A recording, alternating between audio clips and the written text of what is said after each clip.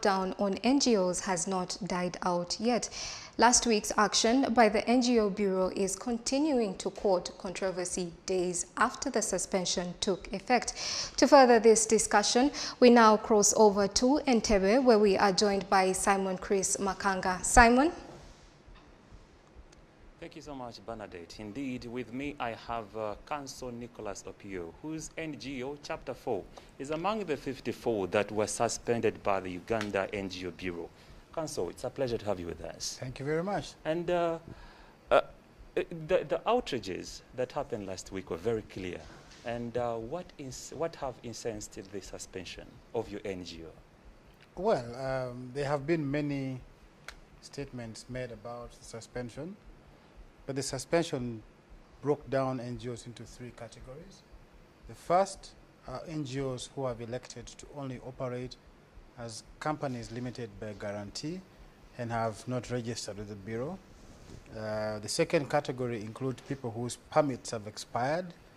In our case, the accusation against us is that we have not filed returns and therefore are operating in breach of the NGO Act and the regulation thereunder. And so why haven't you done that? Well, first of all, the premise of your question suggests we haven't. In fact, we have. We submitted all reports to the NGO Bureau as of 11th of January this year. I posted on my Twitter account acknowledgement of receipt of those reports. So we think in our case, it's a case of misunderstanding that will be quickly corrected. It's very true. I also saw the receipt you flagged up on social media. So have you had any engagement with the Uganda NGO Bureau in that regard? Yes, we have. We wrote to the NGO Bureau on Friday immediately after their press statement. They were gracious enough to reply to our letter. They are scheduling us for a meeting, hopefully sometime in the week, to try and resolve what we think is a discrepancy in our case. And so hopefully, some sanity will prevail and that this matter will be resolved. Well, so what could be the take-home? Well, look, the National NGO Bureau is a facilitator, is a regulator of the sector. Regulators essentially help the sector grow. They facilitate the sector. I think these actions of arbitrary closure and suspension of people's permits doesn't really portend well for the function of the Bureau. The Bureau is supposed to facilitate the sector, not to hit it with a hammer in the way it has done. The same things happen to banks. People make mistakes, people pass deadlines. You engage with them to ensure compliance. You don't come out to threaten. To do so really is unfortunate.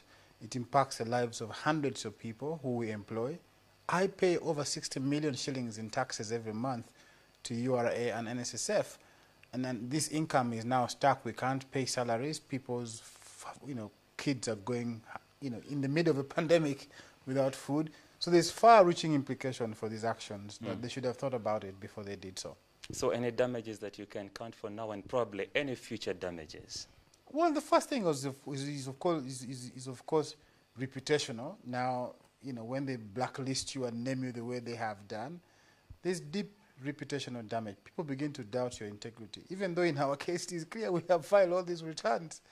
And so there's a deep reputational damage. Our offices are now closed. Our suppliers, we have legal obligations to people. We have legal obligations to URA, to NSSF, that we now can't meet because transactions on our bank accounts have been stopped. And so you have unintended consequences of these actions that are far greater than any mischief that the Bureau could have intended to cure. And yeah, people's lives are at risk. Some NGOs say that this is beyond what the Uganda NGO Bureau is demanding for. And many say that it's political. Would you subject yourself to such confirmations? Look, if you look at the profile of the people who are affected, it is clear that there's a clear pattern. First are groups that were involved in election monitoring, groups like the Citizens Coalition for Electoral Democracy, groups like Uganda Watch. These were electoral observation groups that in the run-up to the elections had several problems with the authorities. So it is clear The second group, of course, are individuals who are involved in governance and accountability work, like those of us who have been investigating extrajudicial killings by state agencies during elections. Then the third group are, on the face of it, innocuous and innocent groups.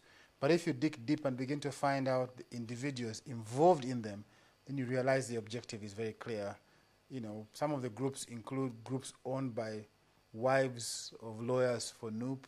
In one group is a group that has a NUP lawyer as a director. So it is clear the pattern is they're targeting particular individuals. Because indeed, if you look around the sector, there are so many NGOs who have not complied with even the bare minimum of those standards, but nobody has touched them.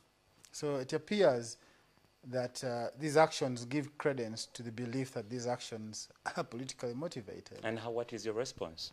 Well, we have written to the Bureau. We hope to engage the Bureau. We will protest our innocence, and hopefully they will listen and correct the anomaly. If there are any mistakes, we are committed to resolving them. But closure and suspension of permits is not a solution to solving a problem. It is killing your own children. Well, Nicholas, between me and you, we know that you don't fund your NGO. Yeah. And anyone would want to know what exactly are you discussing behind the curtains, especially with the funders? What do you mean there's nothing behind the curtains? I mean, what are you discussing behind the curtains? With who? With the your NGO Bureau? funders? Yeah. We are talking to the NGO Bureau at the moment. We have no problem with development partners who give us grants. There is no hidden discussion. Absolutely not. They believe, and there's some sort of paranoia about grants coming from outside the country. People forget that businesses in this country also get foreign funding. Foreign venture capitalists are investing in businesses. Foreign governments are investing in our own government. But nobody wants to ask the same questions they ask to NGOs. It shows how in bad faith that kind of question is, and how ignorant it actually has to be.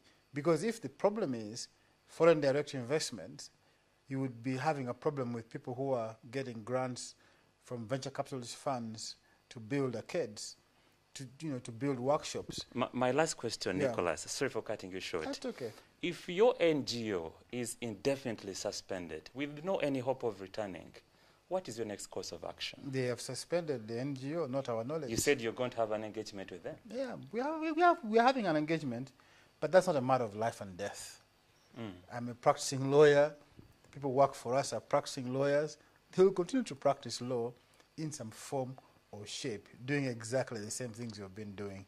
So it's not a matter of life and death. People shouldn't panic about it. It's a piece of paper. They can have it. Well, that's a good one, and that is my take home. They shouldn't panic. Yeah, it's just a piece of paper. Bernadette Opio, that is Nicholas Opio, who the founder of Chapter 4, and it's one of the NGOs, amongst the 54 NGOs that were suspended by the Uganda NGO Bureau. Back to you in studio. That case continues to make headwaves across the public. We will, of course, be updating you as and when it does come in.